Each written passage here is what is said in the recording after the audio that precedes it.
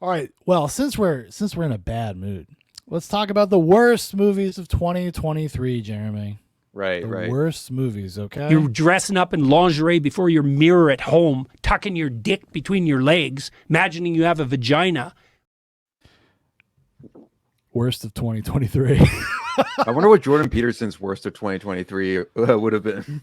Definitely Barbie, Right. which is my number 10. Okay. Okay. My number 10 is Barbie. I know it's on your list. You want to talk about it now or you want to wait for your come on your list? No, we can both, since it's by number 10 as well, so we can probably both just Oh, okay. Yeah, I mean, I think I can understand what they were trying to achieve and what they're trying to accomplish, but I kind of just thought it was a bad movie. Because the first 45 minutes, 50 minutes, give or take, is kind of okay. Like I may not like agree with its thesis or its subtext, but it's not a bad movie. Like it's kind of fun. It's colorful. It's very interesting aesthetic and set design. And then it just starts to fall apart. As soon as they get to the real world, the movie just, to me, just kind of dies essentially. right. Well, and I like Ryan Gosling and Margot Robbie in the movie as well. Yeah. Genuinely, like, and it's almost like I'm seeing these two characters get completely harassed and scolded at by everybody else in the film, and then they have to become these like changed people that they never once were, and then it just kind of it implodes on themselves. I'm not trying to take it personally, like within in the confines of Barbie. It's Yeah. Don't dumb worry. fun, Don't worry. but You're Knuff. You're yeah, Knuff, dude. yeah.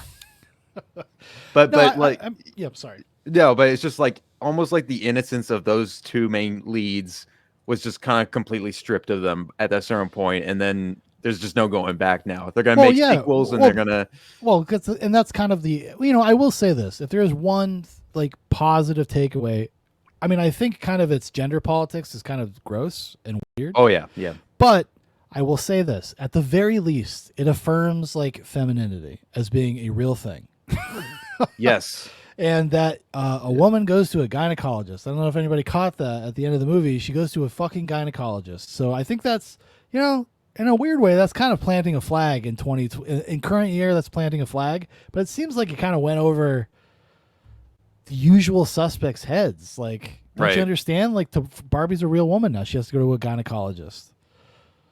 Was But there's also a moment where Ryan Gosling sings to the trans actor and tells her how beautiful, or him how beautiful he is. It's confusing. I'm confused.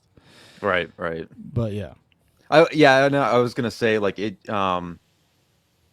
If I had to give it any kudos, yeah, like that, it seems to go like we're kind of scaling back a little bit to re-embracing what femininity looks like, or even what yeah, it's an over-the-top traditional masculine side on how they approach the Ken character, but the fact that they even just like address it, like it.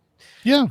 I get it's just the intentions are just like I all mean, like, mixed up. That's the problem. well, because of the Yeah. way it deals with like male insecurity or toxic masculinity and stuff, is like it could have been done with, like, you didn't have to make them all retarded. Right. I don't know why the Kens are retarded, other than they're in Barbie world, which I just- doesn't, and they get to go back to being retarded at the end of the movie. Yes, yeah. It's almost like they Okay. still get the short end of the stick at the end of the day. Yeah, It's still Barbie world. It's not Right. for you. It's not for you guys. Even I will. And for a movie that's definitely explicitly made for women, like, so I do take that into account. Even though I think just fundamentally it has problems, I kind of understand why it was popular. I get it, because you don't kind of have to understand the subtext of the movie for a normie audience to probably find it entertaining. Just because the bright bubble gum, the aesthetic, the actors are so charming. Mm-hmm. I mean, everybody in that movie is kind of perfectly cast. Even Kate McKinnon, who I do not like. Kate McKinnon, right. Yep. Even she was okay in Barbie. So, and I hate to say it, I started watching it with audio commentary. If you have HBO Max, you can watch Barbie with audio commentary, and Greta Gerwig is very charming. I've never disliked Greta Gerwig. Actually, I've always kind of found like she's got an interesting voice in interviews and things like that. But Well, even like I don't know if maybe she got this from Noah. maybe this Well, is all so Noah's writing, but everything in that movie is very well thought out. It came from a Right. real place, and it was nice to hear that. Yeah. Even if I didn't like it or didn't Right. didn't agree with the subtext, it's like I appreciate an artist with a perspective, kind of like we were talking about Nicholas Winding Refn. I may not love everything he does, but I'll always check it out. It's an interesting voice. It is unique. Mhm. I'll give it that. Tremlick says women don't like non-sexual, unfeminine shit either. I think women that don't like the message still like the movie because it has pretty feminine women in it. Yeah, I tend to agree. Right. It's got enough of that surface normie stuff that's very attractive. It's appealing. I can understand it. Like when I was watching the movie, like there's plenty of moments in that movie that are perfect, like very engaging. I mean, Ryan Gosling steals the movie. The Kens steal that movie. Yeah, that's the fun. That's the weird irony of it too. The song is a banger. Right. Listen, Yeah. the Kneff song is fine. It's a good song. Let's just come out and say it, guys. It's 2024. We'll be safe. Yeah. The one bit of insider info though that I have from an acquaintance of someone who might have worked as a PA or some sort of extra job. It is possible, and I don't know if this is entirely true, but that Noah Baumbach probably ghost directed it and also ghost wrote it. No, come on. Are we gonna be that? We're gonna go. Is this like a poltergeist situation? Yeah, no, right? Yeah, no, but basically, Greta would not be calling action without checking and consulting with her husband first. Well, Just the yeah, whole- they actually, I think they have somewhat of a traditional like lifestyle. Yeah. I think they do actually. That's why he liked her, because he left his wife for this young, hot piece back in the day, and because she was, she respected him. Because he was Noah Baumbach. She's like, Squid and the Whale is my favorite movie, probably. Yeah. Trebling says the only time I like Greta Gerwig is in House of the Devil. Hey, that's a She good. gets That's her good. Yeah. face blown off. Probably her favorite role. Who knows? Yeah. I haven't seen House of the Devil in a long time. I used to really like it, and now I'm wondering if I liked it because I thought I should like it. I need to go revisit it. She's the only actress I can think of that comes to mind that makes like eating a big sloppy slice of pizza like look good. I don't know. She's a cutie patootie in that movie for 100%. Yeah. She's very attractive in that movie. I always forget that that's her actually. Because I associate her with the New York mumblecore scene way more, like the Miss America. Was it Miss America? Is that the movie I think that's the first one she directed. I think I wouldn't know. You know what I'm talking about. Right. That group of movies, the whole crew that ends up being involved in You're Next. Right. What's his name? What the fuck is that guy's name? He was an actor in the movie, but he was the director. Joe something? Let me help you out here. Adam Wingard. Adam Wingard is the director. He acted in it. Joe Swanberg. Joe Swanberg. Yep. Joe Swanberg, Mr. Mumblecore. He's wanted to be like a modern gay Cassavetes. He's like soy Cassavetes. In a way. Because they do the improv-y kind of open situation stuff, and but all their characters are pussies. Or if they're anything, like maybe they're mildly annoying. Tremling says Ty West and Adam Wingard. Well, yes, Ty West. Yeah, he was Ty West. He's an actor in that movie too. He dies. That's something that like I'm starting to get a little. I know we got to get through the list, but here that's something I am getting a little bit tired of now, and you see this right now with the modern Scream franchise as well. But it's just like the incompetence of the serial killers, and like I know that's the joke for a while, but at a certain point it just never it can't stick around forever. It just gets really monotonous. Well, because You're Next is like almost satirizing that, right? Right, yeah. And then people just started really doing it. Yes. In franchises, and I think it's because it's just there's a lack of like cleverness, because people think everything is a deconstruction now, which oftentimes lets you off the hook because it just allows you to explain the subtext. Allows you to just explain that you're making a joke, and you don't have to, but you're doing it without doing it. But I always find that a cheat because you still have to, like, if you're making a satire or you're making fun of something and you're doing the thing at the same time, you have to do a good version of that thing as well as making fun of it. And Right. You don't see that very often. Right. Oh, so what's your number 9? My number 9 is The Blackening, directed by Tim Story. Yes, the Fantastic Four, Tim's Story.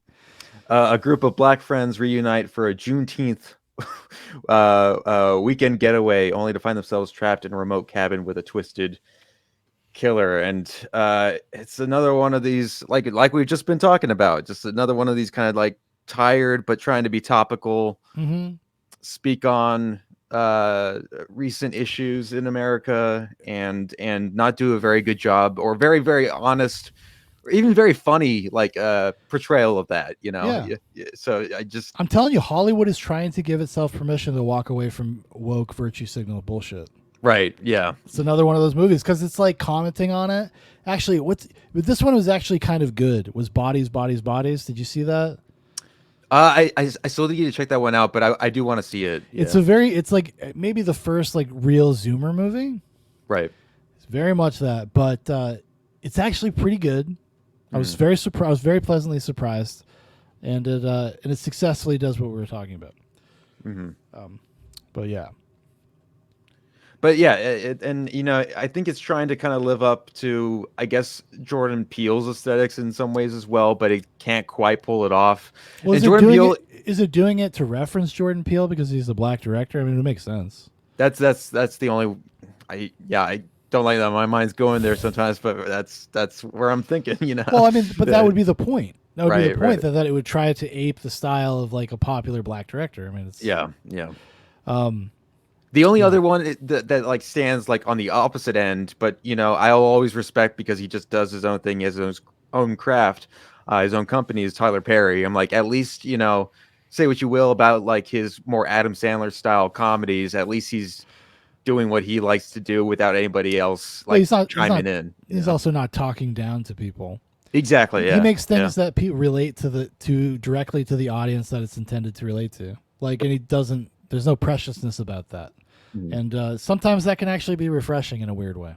Oh yeah. Do you have anything else to say about The Blackening? Not really. It came and went. I might have slept through the end of it, if anything. Trembling says, I hate X and Pearl. I like House of the Devil and The Innkeepers, but everything else Ty West has done, I haven't liked at all. Yeah, well, in The Valley of Violence, the one he did with Ethan Hawke and John Travolta, was like a Western. That was okay. It was okay. Oh, yeah, that one was all right. X, I kind of am ambivalent about it. Like, X is a movie that I didn't like it the first time I watched it. Ended up watching it again and liked it a little bit more. And Pearl, I only saw the first 20 minutes of it and I still haven't finished it. I'm kind of just waiting until Maxine comes out, and then I want to look at it kind of holistically, because I think in some way that's kind of the intention, is to create an arc over 3 movies. So I would like to see if it actually works better as a trilogy than maybe on their own. I don't know. That's my approach. I haven't seen any of them yet. I'm waiting for Maxine to come out so I could just do it in some sort of sequential or interesting order that somebody would recommend would be if it ever comes out. Apparently, what's her name? Mia Goth is kicking extras in the face with. I saw that. Jesus, lady. It's a great many clips of people just doing these spin kicks, like finish him. Did Shia teach you this? Right. This is how he taught you how to behave, Mia, just do it. Yeah, exactly. Yeah. Trembling says, oh yeah, I forgot he did that one. I liked it too. Yeah, and I don't think he's done anything else. Ty West wasn't up and cut because I really liked The Innkeepers. I liked House of the Devil back in the day, and then he kind of didn't do anything for a long time, and then he did In the Valley of Violence. Right. And it's okay. It's all right. My number 9 is this movie called Joyride. The logline is follows 4 Asian American friends as they bond and discover the truth of what it means to know and love who you are while they travel through China in the search of one of their birth mothers. It's kind of like a road trip, almost like a Hangover type movie, but with girls. Yeah. Then it also has a racial component that is, ends up being just one of the pillars of the film. So they're constantly commenting on it. It's one of these current crop of comedies, these gross out comedies where they've decided just to have women be the leads of all of them, where they just act like dudes. They just act like dudes. I remember the trailer for it. It looked like Crazy Mick. You want to see the trailer? Should we bring up the trailer? Yeah, might as well. Yeah. All right, let me bring it up. Like Crazy Rich Asians? Crazy Rich Asians meets Dude, The listen, Hangover. Yeah. People are loving Asian people right now. Let me tell you what. Yeah. Okay, Everything Everywhere All at Once wins big at the Academy Awards last year. Yep. Joyride comes out. People are loving it. I mean, Michelle Yeoh has like 2 Disney shows that she's in. She's all over the place. What a queen. Actually, you know what I did? I did pre-order. I got some Criterion Cash for Christmas. And I ended up buying the 4K of the Heroic Trio and the Executioners, which are old Michelle Yeoh kung fu movies. Oh, sick. Yeah. Hey, gotta have them. Yeah. I did. I felt like I needed it in that moment. I was like, yeah, I need this. Let me see. Let's catch up with the chat before we hit this. If only these Asians were stalked by a psycho trucker voiced by Ted Levine, like the other Joyride movie. I know. Yes. Oh my gosh. I haven't seen that in forever. Right. All right. Here, we'll just get a taste. We don't need to watch the whole thing. Yeah. You guys must be new to town, right? New to town, but not new to the country. We just moved from California. Oh, we just wondered. Constantly. This is constant. This kind of humor. I can't. Yeah. I already can't stand it. Oh, are you from China? Like, no. Stop treating people like they're pieces of shit for like. Or just like constantly apologizing. Oh, I don't want to be insensitive about every little thing. I'm, just like, Listen, can people just talk like they normal have to be. people? If they don't they will get karate chopped. Yeah.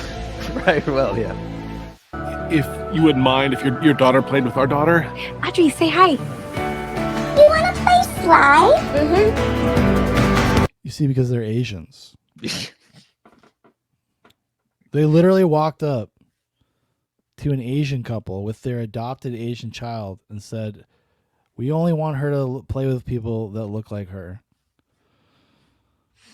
Pretty wild. Slides off limits to Ching Chongs. Fuck you. You know what? That landed. It landed. That kid, you know what? give him his award. That was great. That was a good delivery. Trembling says, "Yes, Madam" is a good Michelle Yeoh one with Cynthia Rothrock. I actually watched that over the summer. It was I was watching all of these Jackie Chan movies, and Michelle Yeoh ended up in the mix because of Super Cop. So I watched Super Cop 2, and I watched Yes, Madam, and I think I watched the Heroic Trio. Do you want to be best friends? Look at me, look at me, look at me now. Guess who's going back to the motherland? It's a big deal going to your birth country. We used to talk about it all the time when we were little, remember? Grand adventure to find your birth mother. So proud of you. Well, I mean, it's your birth country, but if you come over here when you're like a baby, you're basically like from here. You know what I mean? Right. Is that not cool? Is that uncool of me to say? Let's skip ahead. Hey, so nice to see an American. What do you do for work? It's the cops are doing a bag check. Oh my god, you're a drug dealer!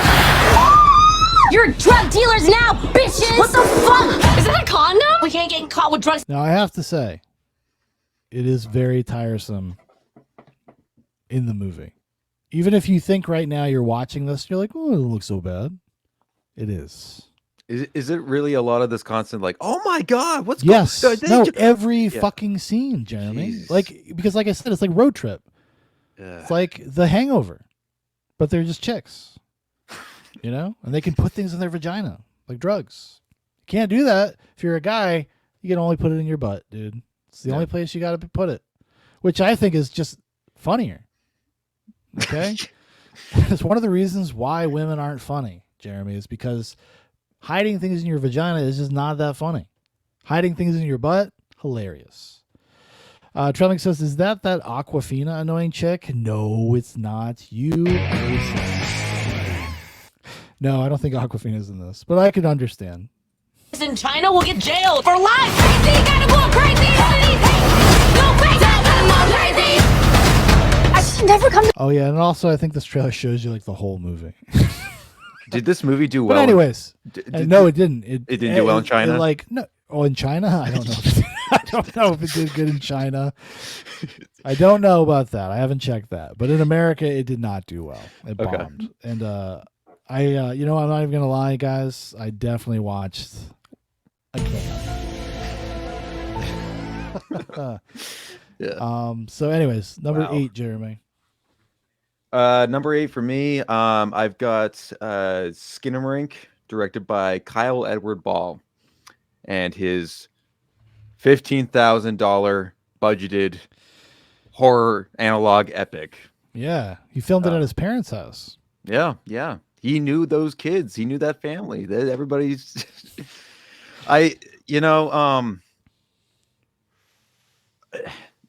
And I've been saying this for a while, but in the short form, this could work. I did something kind of similar to this in a shorter storyline. You could probably pull this off a lot better. But standing at like 100 minutes, I don't know why he decided to waste this much time filming what looked to be recycled, grainy footage of not really even scary or ominous things, just kind of like. Well, it's because it's supposed to be from the child's perspective, and that things in the dark are just scary, and they take on kind of a second life on top of the fact that there really is something there, but it's really an allegory for his dad leaving his family. Just so everybody knows, it's very obvious. Right. You know, he literally, I think maybe it's kind of a joke, but I think his dad is talking about going out for smokes at the beginning of the movie. You hear somebody like having a muffled phone conversation because it's, you know, you're a kid and you're on the floor and you're under a blanket or something at this point in the movie. But yeah, that's what it's for. And about how that kind of upends and changes everybody and steals your innocence from you and destroys your mother. And some of it works very well. I think what you said, my takeaway from this is I wish this was released in like 6-10 minute parts. Right. Kind of like I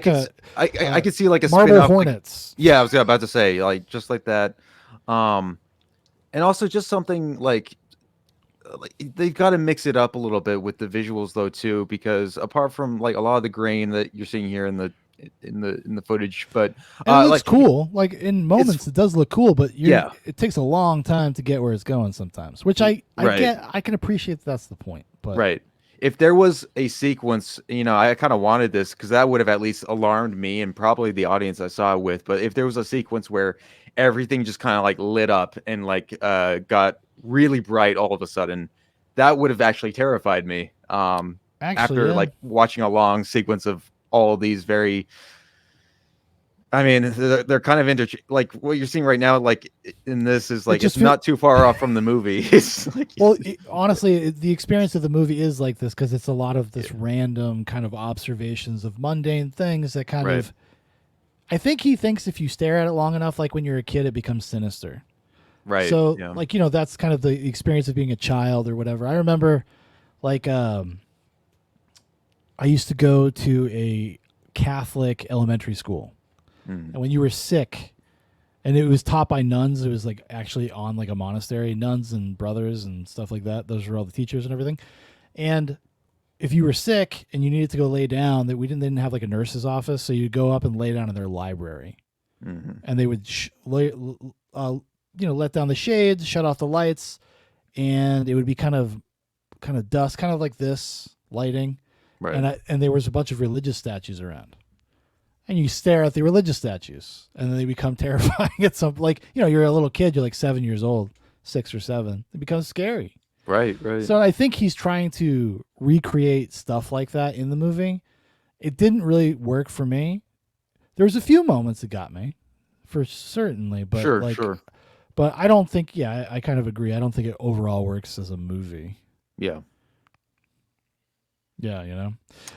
Tremblay says, man, enough with every horror being an allegory for grief and trauma. Give me a real monster, you sons of bitches. Yes. I kind of tend to agree. I think you can do both if you wanted to. But yes, pay off, please.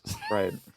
like Jeremy said, if all the lights came on at the end and there was actually something mildly terrifying, it would have been even more terrifying because of the subdued nature of the rest of the movie. Mm-hmm. Could have been cool. Could have been cool. I say that to my wife all the time. I'd be telling her about some horror movie I watched. I'd be like, guess what? It's about trauma. Every time now, It's yeah. about divorce and trauma. Yeah. My number 8. Is it me now, right? Yep. Mhm. Talk to Me. Talk to Me, I think, is technically very well made, and it's a movie that makes zero sense. I think those guys probably have a bright future ahead of them. I know that they're from like TikTok or YouTube, Yeah. and I think they're talented in terms of from their technical ability. I don't know if they wrote the script or not. I just thought the movie just was kind of nonsensical, but Those brothers are really spastic. Like I saw clips of them on Joe Rogan, and Joe Rogan internet guys being spazzes. Yeah, well, Joe Rogan was just like, I don't know if I like this movie as much anymore now. Like you could tell, kind of seeing his face, just like talking to them. But Was it a good interview? I was fine. I mean, like they talk about the typical stuff, psychedelics, and their of past course. work, and things like that. But no, I mean, I don't care for those directors in particular. I guess they're a little. Well, do you think did you see Talk to Me? I still haven't seen it. No. Oh, okay. All right. Yeah. It's just like it's a very slick movie, but it's like I don't know. The story doesn't make any sense. It's like does that stupid thing that I can't stand, where it's like bad horror movies that never set up any kind of rules for the world, for what's happening, for the paranormal events. So you never know when to be stressed or tense, or you don't ever really know what's going on, in a sense, and why you should be frightened. Mm-hmm. I don't know. I did not particularly care for it. But anyways, what's your number 7, Jeremy?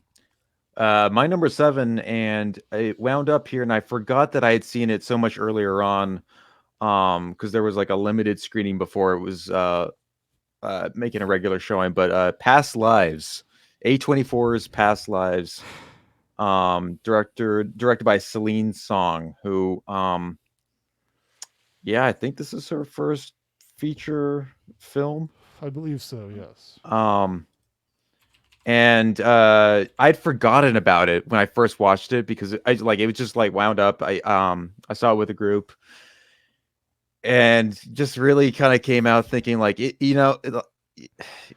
I'm sure you probably seen very recently our good buddy Laura's Wonderbread like pissed off a lot of he got A24. shared on a Facebook A24 group that I was actually already in, because it was just one of those ones I had randomly just hit join just for stuff in the feed or whatever. Yeah. And then I saw that post. I saw they reposted it. I was laughing so hard. Yeah. They're like, no, it's just a healthy relationship. You just don't get it. You're like, and Jesus that Christ. and that was the major thing, because it is actually a pretty well made film. I'm sure on top of all of that, like the production value really is there, and like they're considering every shot. The performances are there, but man, is it just an ugly, grueling experience to like see a three-way kind of relationship like this, and really just to such an unhealthy degree, and people saying that this is normal. But that's the thing. I mean, I haven't watched the movie myself. Yeah. Is it trying to do that intentionally, and that it's supposed to be kind of gross and uncomfortable, or is it like, no, this is just being an adult, and they're just like, this woman has to make this decision of like about which man she wants to be with, and I don't know. I mean, I haven't seen it, so. I mean, in the real sense, it's just like the way it's like a toxic woman or like an unsure woman, like that is like floating both boats, because the guy that she grew up with and does like recognizes very early on that this isn't right. If she's already married and happily so, or unhappily so, not to butt in. Like he's the only character that comes around, baby, and she's thinking, she's like, man, this guy's on the couch playing his Switch. Yeah. And this guy, this Korean Chad. Yeah. They're Korean, right? He's like this well-groomed much getting by much better. Listen, just shows Asian them. people are loving Asians in 2023 and 2022. People are loving Asians these days. I'm telling you. Right. I got the fever myself. Yeah. I can't wait to watch the heroic trio in 4K. Michelle Yeoh was an early crush of mine. Yeah. The husband character, I believe, is Jewish, and I will say, not a good 2023, not a good year for Jews right now. Actually, I think he might be Italian. Yeah. John Magaro. Maybe. Yeah. He was in The Big Short, First Cow. I've seen him around. But yeah, not a good year for them. No. Can you believe that they did that to him in this movie? Trelling says Joe probably brought up how much strength a chimp has. Rip your face right off, dude. In reference to the Talk to Me directors. Trelling also says Destiny watched it and cried. It was a little too close to home. Actually, but though in Destiny's life, it's the reverse. Oh gosh. Destiny gets That's what I was also thinking of. Twerp. Right. I mean, Destiny's a twerp, but in the world of twerps, Destiny's like a king. Yeah. So he got cucked by an even twerpier dude than Destiny. Right. So hey, stay strong, brother. That's why he's decided to just completely deep dive into being an establishment like media shill. It's crazy. Yeah. But anyway, when that all that drama like came out though too with Destiny and everything, like it was so funny to see him like just pop up on like 10 different shows, 10 different interviews, like right off the bat. Like he's like, all right, I guess I'm free now to just do my thing again. Yeah, now I can go to work. Yeah, we're all waiting for the Destiny versus Ben Shapiro debate. Right. That Lex Friedman apparently held. They already recorded it. It has not dropped as far as I know. Yeah. Oh boy, what a meeting of the minds. Yeah. At least Ben Shapiro's actually read a fucking book. Yeah, the meeting of the ghouls. Yeah, the ghouls. All three of them. Right. My number 7. I'm gonna blow through the next 3. Okay. Because I don't have a lot to say about them. I can just clear this slate. Cocaine Bear. Just a bad movie. Okay. It's just a bad comedy. I skipped on it. Yeah. It's not even worth commenting on. Other than the R.I.P. Ray Liotta, I'm sorry. This is like one of the last on-screen things you've been in.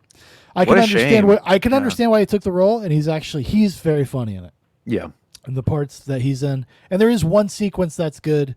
That's when the bear destroys a sheriff's department or a store or something. I can't even remember. Mm-hmm. Cocaine Bear. There's a Hulu original movie I watched during Halloween that came out called The Mill, which is like this allegorical thing about working hard and the evils of capitalism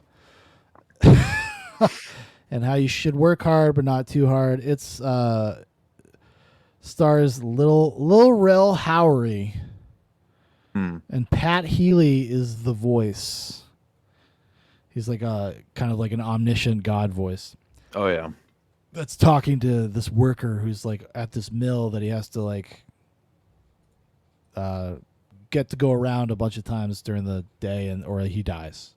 Okay. Milkers that could bring peace to the Middle East. Oh, Destiny just begs Ben for his sister's number. Milkers that could bring peace to the Middle East. Hey. For damn sure. Yeah. For damn sure. Nothing spooky about it though. And The Machine, the Burt Kreischer comedy, The Machine is not good. That came out last year, right? Yeah, I did not. It bombed in theaters. I think it made less than $1 million or $1.2 million like opening weekend. It's just not good. And it's the weird thing about the movie is like you can see the movie that it's trying to be and failing at.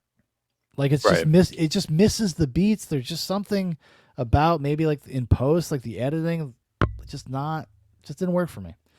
And also, anytime I see Mark Hamill now, I just get fucking annoyed. I honestly, I don't. There was like a brief period where it was kind of cool to have or see Mark Hamill make a cameo and something. Or he was doing interviews and stuff. Right. It was always a joy to see Mark Hamill. Yeah, now I just see like this. I cringe. Yeah.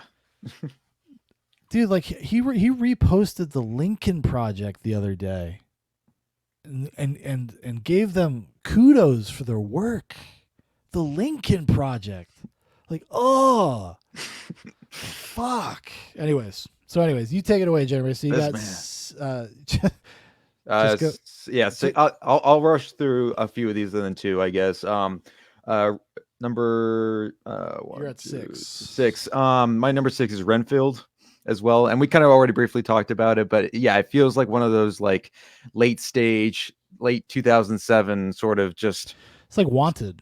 Yes, the action was like the movie Wanted. Right, but just no charm, no. Nothing that really like led to any sort of appeal. It felt like such a fake little movie, just like to be honest. It feels like a movie that's on the background in another movie. Like if you made a movie about actors making a movie and you needed to see scenes from it, this is what they would show. Yeah. I mean, I did enjoy Nicolas Cage's Bela Lugosi impression, like for what it was. Right. Yeah. That was fun, but yeah, I agree. Skip it. Yeah. Yeah, and I haven't seen Dream Scenario yet, but not the best couple of years, I think, for Nick Cage. Well, I would say good for his performances. No, good for his performances, but not the greatest like movies that like surround him. You know, it's just. Well, they can't all be Mandy. You know, they can't all be Mandy. They can't be Joe. You know, it's just. I forgot about Joe. That's a really good one. Yeah. I got How to Blow Up a Pipeline here. I have that as well. So. The movie that got me some letterbox moderator decided to take down my review because I called it really I wasn't even going like that hard. All I said word for word, I think verbatim if I remember, I was just saying, well, I didn't learn how to blow up a pipeline, but I learned how to become more retarded watching this, and that's literally all I said. And because this is like a full on like letterbox, you can play the X-Files theme again if you want. This is a full-on letterbox psyop. They were going in hard on me. This was a letterbox movie. Like, I'm not gonna be surprised in the next couple of years that Letterbox becomes its own production company. And actually, they're ramping up for that because they've actually started to create a lot of like YouTube content and stuff. So they're definitely building their brand. Yeah. I'm just gonna read my letterbox review. I gave it a star. This movie only exists as a vector to create headlines espousing the virtues of rationalizing destruction and violence as a legitimate means of political protest. It's such a heavy-handed, brain-dead piece of propaganda that you'll be more distracted by how cloying and cringe-inducing it is than take away anything meaningful from it. It represents a simplistic, childish view of how the world works. It has zero interest in exploring the moral and ethical problems, implications that may arise from engaging in this types of behavior. It's a movie that is made for people that see a CVS in a poor neighborhood burning to the ground and get misty-eyed. Yes, we've really shown them this time. I can't believe I made it to the end without my back breaking from how hard I was cringing at times. I'm lucky to be alive. Nice. There you go. That's one of my better letterbox reviews of 2023. Right. That honestly sums it up. Trembling says letterbox community makes Reddit look like high tea gigachads. Yeah, I would agree. I've been surprised. I've written some pretty nasty shit on here and I've never gotten spotted. Yeah, I was under just the radar. Because I was just like in the midst of the time when the film had just come out. Everybody was giving it at least 4 stars, if not like 4.5. And it was just, I was stuck in there like with the one like negative review. It's weird. People like that really disgust me because they have they actually don't care at all about how much destruction and how many lives you're going to ruin by engaging in this kind of shit for very little to gain. You're not really gaining anything. Like the characters in that movie doing what they did or were attempting to do, it doesn't fucking matter. That's fixed in 2 days. Right. Like, anyways. In their CIA van that they're driving around. Yeah. Their unmarked van. Oh, it was so stupid. And it was like trying to like all these different walks of life. Like, hey, look, we even have like a redneck white trash guy who lives in a trailer. Yeah. He's also an eco-terrorist. It's like the shitty version of First Reformed. First Reformed, like the Schrader movie. Like, well, I mean, Ethan Hawke's so fucking good in that. Because I even find like the kind of the central point of First Reformed kind of cringe. Because it's like a eco terrorist movie. Yeah. But It's way more thoughtful, way more interesting, actually engages with the ideas that I was saying that the How to Blow Up a Pipeline doesn't. It's a much better version of that message, I'll say. And it actually has one of the better performances of Ethan Hawke's career. Right. Well, that was my number 4, was How to Blow Up a Pipeline. So, Oh, sweet. Okay. I think are we in the same spot then? We top 3? My number 4 then to Indiana Jones and the dial of dildo or shit. The dial of dog shit. Yeah. The dial of dementia. I've never seen this level of just, and I don't know, like, it's more on screen than it is probably in real life, but just like this level of just even elderly abuse towards like, no matter what you think of Harrison Ford, if you like him as an actor, you don't like, I mean, this is the iconography of this character, but man, was I just like the whole way through, oh, wow, you guys are just beating this guy to the ground the whole way through. Dude, he's always getting injured on these Disney movie sets. Yeah. I don't know what the fucks they're doing over there. They just don't have the standards. No, none at all. It's like, Jesus, will you get Harrison's Wrangler? He just fucking broke his leg again. Yeah. Right. Yeah. Get Callista. Call Callista now. I don't know what Kathleen Kennedy and co were thinking, but this really did feel like a hollow AI conveyor belt movie. It didn't feel like a real movie. Yeah. Like when I was, and I looked at my friend who I watched it with, like we were actually kind of looking forward to seeing, like, okay, let's see if we can do one more indie film, see if he still got it. And it's not even like Harrison Ford's fault. It's really just. Well, it's like James Mangold. James Yeah. Mangold is actually a very solid workman-like director. Right. That's definitely a job for him. I don't even blame him for that. Like I don't blame him either. The post-production nightmare I heard about that movie, like the different endings, the different like tones, like it sounded like it was just a hell to get that shit out. Which is another thing. It's like another one of these examples. It's like, how do you go into the productions on these movies with these budgets and not have all this worked out? Mm-hmm. Like, it's crazy to me. Dude, they started when they started like the new Star Wars trilogy, like they started it without having 3 completed scripts. You're like, why? Yeah. Why would you do that? But anyways, I did not dislike it as much as you. I think I just thought it was very mediocre. Kind of listless. It was just kind of there. I agree. It was kind of sad that they did this to Harrison Ford on his last outing. Like, he's just a footnote. He's just a joke. And I don't like Fleabag. She was annoying. Yeah. And they didn't even have like the decency to make her, like her Indy's or make Indy her mentor and her like learn something from him. It was just, they didn't even bother to do that. No, he's mistreated the whole time, and even mistakes that she makes throughout the film don't get they just get like forgiven so quickly. Like it's no big deal. Like it really it's a movie without consequences. There's no consequences to anything. No, not to any of their actions. And this is the funny thing too. I told my friend that when we watched it, it would have been dumb, but at least it would have been riskier and much more interesting if the film just like ended with Indy staying in that time period with Archimedes and everybody, Well, that's the original ending. Right. Yeah. The original ending is that he dies there. Yes. And I would have been like, you know what? At least you're going for something. May not be what I want. It would have been okay if they had like built that organically as like towards an end. Yeah. Where it felt appropriate. Like, right. Like, but I mean, the whole, maybe I do hate this movie. Maybe I should have put this on the list. I mean, the whole, like the depressing nature of it was just like his son died in Vietnam. Like they couldn't, they were like, well, we're not bringing Mutt back. So let's kill him. So he died in Vietnam and it destroyed his marriage. It's like, Jesus Christ, guys, this is Indiana Jones. Aren't we supposed to be like enjoying ourselves just like a little bit? Right. Can we make one of these fucking movies where you don't hate the concept of the central character? It's like watching those fucking Daniel Craig James Bond movies. By the end, you're like, what the fuck? If you guys don't like James Bond, then don't make fucking James Bond movies. And I kind of feel that way about the way they treated Indiana Jones. Like, if anything, these are supposed to be kind of ephemeral, fun movies.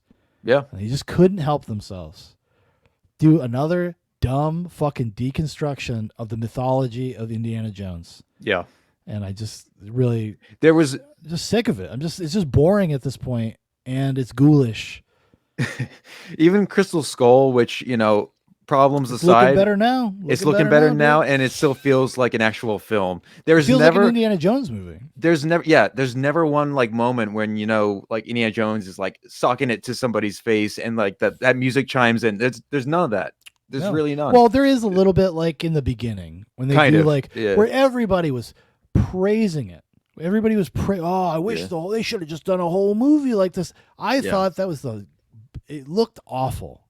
Yeah. Hearing old Harrison Ford's voice come out of ghoulish Polar Express, fucking Uncanny Mocap, Valley face like of young Harrison Ford was bizarre, and they didn't even bother to do like a good job in the recording booth.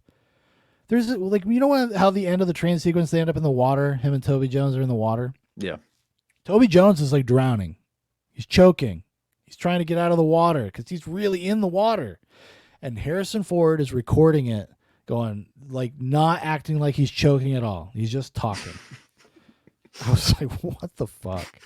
Trembling says, Indiana Jones in universe knows for sure that God exists, yet he's a black-pilled sad sack. Actually, yeah. He saw the fucking Ark of the Covenant, dude. Yeah. I mean, if you need proof, there ain't much stronger proof than that.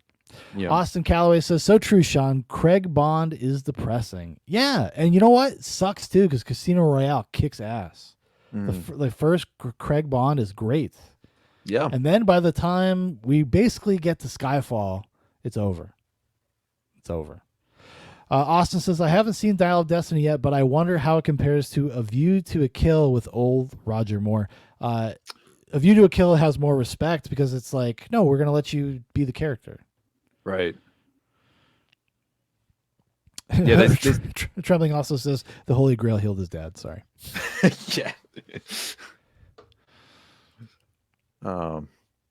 Yeah. So I would say Dial of Destiny not really just not worth anybody's time. Just skip it. Yeah. Sad. It's just really sad that's how we're going out on the character. Yeah.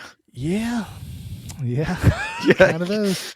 Should have just left well enough alone, dude. Right. I mean, Crystal Skull, it was like the redheaded stepchild, but it's not a bad way to leave the character. No. It ends on a high note. It's again. I know he gets married to Marion, and he's got his son Mutz, and he kind of passes the torch in a way, but then takes it back, being like, Yeah. because he's Indiana Jones. Nobody else is Indiana Jones. It makes us feel good as the audience. We didn't have to like think in our minds like, is Shai gonna have the hat now? Yeah, right. Okay, so what's your number 3? My number 3 is Fool's Paradise, directed by Charlie Day. I did not see that because I heard it was very bad, so I didn't even bother. Yeah, so it's the plot reads, a down on his luck publicist discovers a recently released mental health patient who looks just like a misbehaving movie star. The publicist subs him into a film, creating a new star, but fame and fortune are not all they are cracked up to be. Basically it's like a silent character getting propped up into the Hollywood wagon, but made by people from Hollywood. So it's not even like, so it has no teeth. It has no teeth what all. You know what? And it was one of these movies where, I was more or less like, I didn't laugh at all. I felt like all the jokes were inside jokes. I was like out of the picture. I didn't feel like I even really understood what they were referencing half the time. And I don't find a silent protagonist usually that compelling to begin with. So it's, knowing who Charlie Day is, like, it's just so weird and off kilter for him. I get why he would want to do something like that, but listen, if there's not a scene where he has to dodge a Harvey Weinstein like pervert, right, then it's a failure. It's failed Hollywood satire. I was waiting for those jokes too, and they never come. They never come. Yeah. Too clean, no teeth. Says Jeremy Moby. Put it on the box. Too clean, no teeth. Yeah. My number 3 is The Exorcist Believer. Okay. Wow. I am listen. I am a defender. I am a defender of David Gordon Green. Okay? I like his Halloween movies. I don't give a fuck what you think, okay? I like his Halloween movies. I was actually looking forward to his take on The Exorcist while thinking it was unnecessary and we don't need to do this. Yeah. We could just stop. It's cool.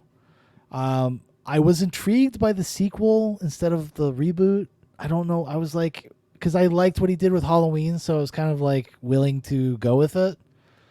And I think the fatal flaw with The Exorcist Believer is that it like just gets away from it being a Catholic story about Catholics and about a crisis of faith and about God versus science and kind of all of these things that are going on in the original Exorcist, about grief, about sacrifice. And this movie just has none of that because it becomes this non-denominational mess. And I think what they did with Ellen Burstyn is ridiculous. Like the dumbest thing I could even think of doing with her. Like she's some fucking demon expert now? Like, what are you talking about? That's not that character, and that's not how that first movie ends. You wouldn't think that that's what's gonna like. It's just I don't know. It made it contrived, and it made it silly. Right. Because it's claiming to be Exorcist 2, and I think It's claiming to be a definitive sequel, and that's like the biggest problem. And that's one of the biggest problems I have with it. I do like it. Parts of it though, David Gordon Green's a good director. I like his directing style. I like the kinds of performances he's able to get out of actors. I would say most of the actors in this are actually pretty good. The 2 possessed girls are very good, I would even say. Yes, yeah, and that's what makes it so fucking frustrating to me because there's so much good shit in here. And although I will say this, no, I have to bring this: and I hate to have to be like this, but it's like the white Trump parents. Come on, David Gordon Green, what the fuck, dude? Stop. It's so cringe at this point. Do we really have to do this now? Yeah. Like how on the nose, like how gross politics of the moment are you like do you have to be? Because obviously they're the worst. They're basically evil. Right. They fuck everything up. They screw up the whole exorcism. Yeah. Yeah. Troubling says the It's Always Sunny crew desperately wants out of that show and to do anything else, man.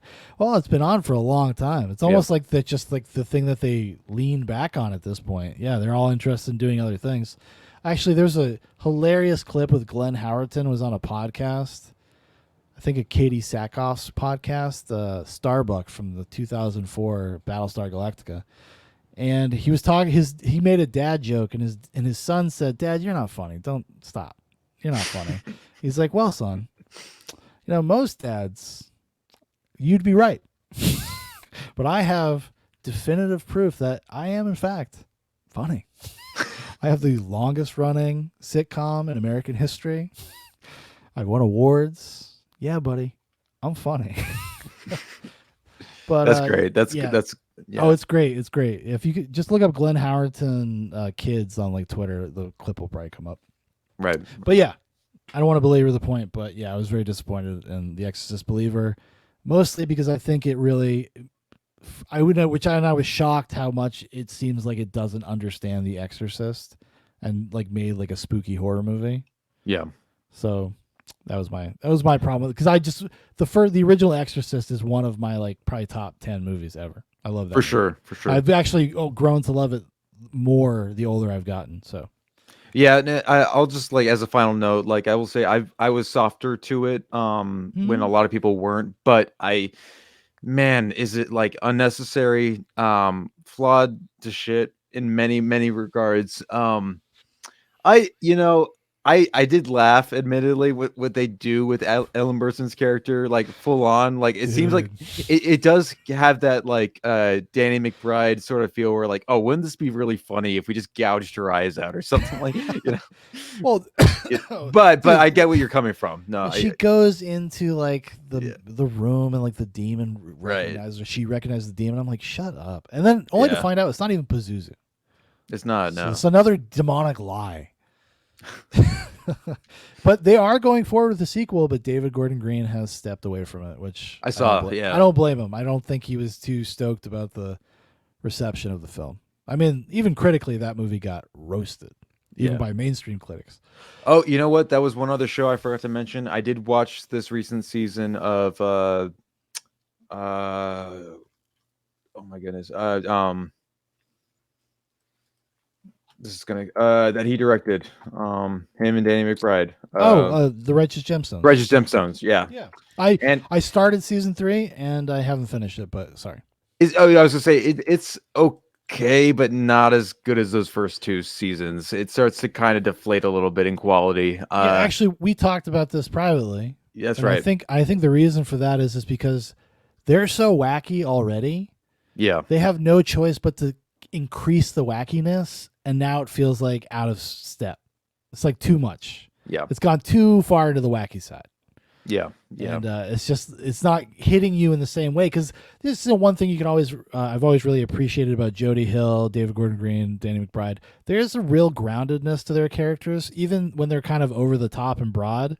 They do feel like they're archetypally identifiable in your own life. Like you've met people like that, you know? Yeah. Like a version of that type of person. Except for Baby Billy Bobby. Baby Billy, he's the most over Baby the top Billy they've probably. and he's so good. Walton Goggins should get Yeah. an award every year for that. Right, every year right. for that. Trelling says, but we get to have 2 more of them, in reference to The Exorcist Believer. And he says, I bet Blumhouse will try to get that Dr. Sleep guy to come in and do the next 2. Mike Flanagan. Mike Flanagan, he's just got to stay on Netflix. Let's just keep him there. I'm not going to defend Mike Flanagan, but if Mike Flanagan, he's way better at doing it like Stephen King ripoff miniseries than he is as a film director. Yeah, he's right now still stroking it to Stephen King. So like expect more adaptations on that front before he does something like Exorcist. No, I think he already has like 3 Stephen King things lined up. But I wanted to make a meme that was like no one, nothing. And then Mike Flanagan, oh, you don't think I'll make my wife a lesbian again? Oh, you don't think I'll make my wife have my wife fucking a chick in this show? Well, hold on, pal. You don't even know. That man needs like some Rogaine or something to like clear that weird, ugly bald spot like in that. He is like the proto soy horror fan. Yeah. You see a lot of them. There are a lot of them out there. Okay. Yeah. Most of them review 4Ks on YouTube. There's a lot of guys that look just like that. And I know because I watch those videos because I have a mental illness. What's your number 2? Number 2, I think you probably already know, Lady Ballers. That's my number 2 as well. Oh, hell. Okay. This is great. Our lists are aligning more than we haven't even gone to our best of yet, but yeah, we'll go a little faster because those release more known quantities. So we'll be quick. But no, so Daily Wire's Jeremy Boring's Lady Ballers. They should have put it on the shelf and they should have left it there. They should have Batgirled this movie. Can you imagine seeing this movie and being like, yeah, well, let's put it out? Right. I get what they're doing. I get what they're commentating on. I know this is kind of in a weird way a spiritual follow-up to What is a Woman and things like that. It's just not compelled. Like there's nothing about it that's funny or executed well. That's the thing. Yeah. It's just a fucking bad version of one of these movies, though. It's just, and it also feels like a vanity project. Right. I do not for 1 second believe that Jeremy Boring did not always intend to be the star of this movie. Right. I don't believe him. I don't buy it. Those guys, Jeremy Boring being number 1, they have been wanting to do this forever. Jeremy Boring has produced one movie prior to this. I think it's called Spiral. It's from like 2008. But that's where they come from. They're Hollywood fuckboys. That's what they aspire to be. Yeah. Daily Wire is really fucking up this parallel economy thing. Okay? Yeah. They are squandering it. I am so shocked because of who they're at least in business with. The guy who used to run Cinestate. Dallas Sonier. Yeah, Dallas Sonier. And now it's like Bonfire Ventures or something. Bonfire Pictures. Yeah. I'm surprised that the quality of the stuff they're putting out. I don't know. I mean, I respect I respect what they're doing, but I think with every movie, I feel like they've gotten worse. Mm-hmm. Starting from Run, Hide, Fight to Lady Ballers. Yeah. There's like a slope down. Lady Ballers, that's a hard slope down. Because there's a good movie. You could see the movie they were trying to make, and that's like one of the things too, where you're seeing where like the bad pacing is, and you're seeing like it's just all over the place. The flaws of the movie and the undercooked script. Like, Right. you know, guys, when you give interviews, don't brag that you wrote the script in a day. Like, Jesus Christ, dude, my dudes. Like, That's nothing they to be proud of for sure. they needed to watch the movie Basketball and use that as to structure their movie. Yeah. The movie Basketball provides the architecture that Lady Ballers could have hung itself on. Okay? Mm-hmm. Have you ever seen Basketball? I've not actually, but I've heard Dude, of it. you've never seen Basketball? Well, I Yeah. think someday, Jeremy, we're probably gonna watch it now. It's gonna be on. I want to see what I would be just curious what somebody your age would think of Basketball. Wow, because I was like 12 when that came out. I was like 11. Right. Trembling says the only good thing Flanagan does is give hot ass Carlo Gugino work. This is true. I love me some Carlo Gugino. Trembling says, and you know those dorks would never give S. Craig Soller a movie. I know. Yeah. No. I think I've said it several times. I think I've said it in interviews, or not interviews, in reviews of their movies. I'm like, why work with S. Craig Zoller, dude? Although Right. he might turn them down. He might turn them down because he already is squirrely about the association he has with right-wing politics because of his characters, Yeah. which I think is a little bit of a cop-out on his part. I'll be real. I think he's kind of full of shit. When he's just like, no, those are just the characters. I just let the characters speak for themselves. I'm like, okay, dude, then why do all of your characters revolve around this then? Yeah. Why they hone in on like all of these same talking All of points? them. Yeah. All of them. Yeah. But I love S. Craig Zoller. He's one of my Right. favorite guys working today. Super exciting. He's actually gearing up for his new movie soon. Right. Yep. He said there's going to be an announcement soon, which is awesome because it's been, since Dragged Across Concrete, which was like 2018, Yeah. 2019 maybe.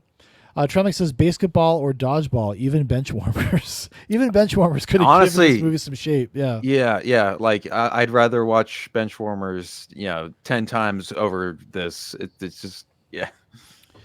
I don't Because know. at least there's like some heart to it, and it's called competency. yeah, yeah. Because with a movie like that, I think you're right. I think when you say there's some heart there, it requires you to actually like these people.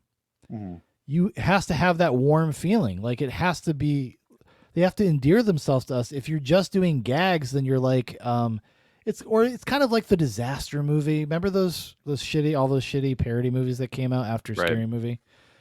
It's kind of like the epic movie or the disaster movie of these kinds of sports comedies. Yeah. It's just not good. No. All right. My number one is Fast X. These are not even movies. Wow. These are not movies. I hate them. I think they're evil. You know how Low Res felt about Past Lives? I think something like Fast X is evil. And I don't really have much else to say about it. It's just a bad movie. And none of these actors are even there at the same fucking time. Even when they're on screen together, they're not there at the same time. And it's obvious. It's crazy. I can't even imagine the shooting schedule on this thing. And it costs like $500 million. It's like insane. But anyways. Having seen all of those movies, except for that one so far, I'm not as compelled, I guess, to watch this new one. They're not good. I don't care. I've yeah. never ever gotten on the Fast and Furious movies are really good and they're about family and they're kind of never ever bought into that bullshit. I think Fast 5 is a good action movie and that's it. That's about it. Trebling says I'd rather watch one of those terrible National Lampoon straight to DVD movies than Lady Ballers. It's probably about on that level, maybe a little worse than that. Give me American Pie: The Naked Mile. Lady Ballers, get that out of my face. Come Where's on the now. Naked Mile? Give me something good to watch. All right. What's Yeah, your my number one? my number one worst. I'll keep it kind of brief because there's not really much to talk about. But it's Shudder's Bad Things by director Stuart Thorndike, which is about a weekend getaway for a few friends at a snowy hotel that becomes a psychological tailspin and a bloody nightmare.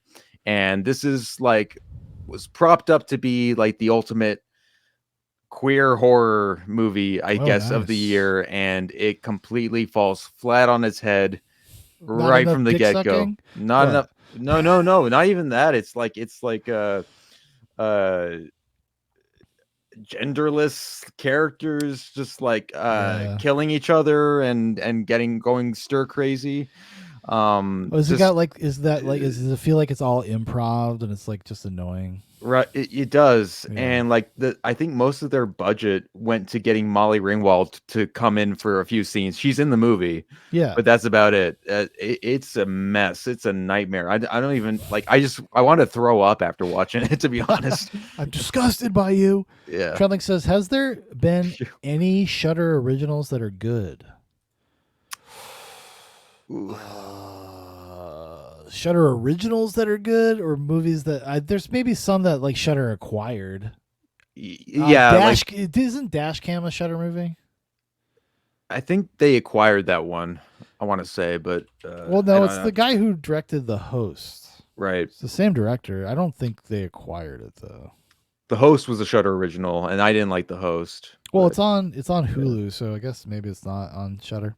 yeah, It's not a Shudder movie. It's a Blumhouse movie, I guess. Okay, right. never mind. Well, Dash Cam is definitely an acquired taste. Like I liked Dash Cam actually. Okay. I loved it. I had a great Yeah. time with it because the lady is crazy. Right, right. Annie something. That was an improvement on The Host. I was just like, oh, okay, finally, like Well, you're actually. It's really wild and unpredictable. It actually like makes you feel like panicked. Right. And it's really kind of it's a kind of a wild movie once it gets going. But I watched it and I really liked it. And I was like, oh, I wanted to. Went to my wife. I'm like, oh, you got to check this out. This is actually a really crazy, fun movie. Yeah. She was like 15 minutes into it. She's like, I'm going to bed. Yeah. She's like, this lady's annoying me. I was like, okay, fine. Okay. Well, but here we are. yeah, avoid bad things. It is bad things in general. That's it, it's in the name. So yeah, it's in the title. They told you, so it's really your fault. Yeah, I should have known better. You were warned by the movie itself. Okay. Trembling says they're the face of everything that's wrong with the horror community to me. Yeah, especially because they neutered Joe Bob Briggs. Oh, that was step number one. I couldn't believe that. I couldn't believe he put up with it, but I guess because where else is he gonna go? I couldn't believe he put up with that shit. Like, because they were like when he did that thing about how millennials are lazy or something, and people were like apoplectic. They like complained. How dare you? Yeah, complained to the point he had to address it in an editorial. Right. For doing that, and then Shudder gave the option to watch that episode with that part cut out. Mm-hmm. Insane. Dude, crazy. Like, just it is so hard to watch.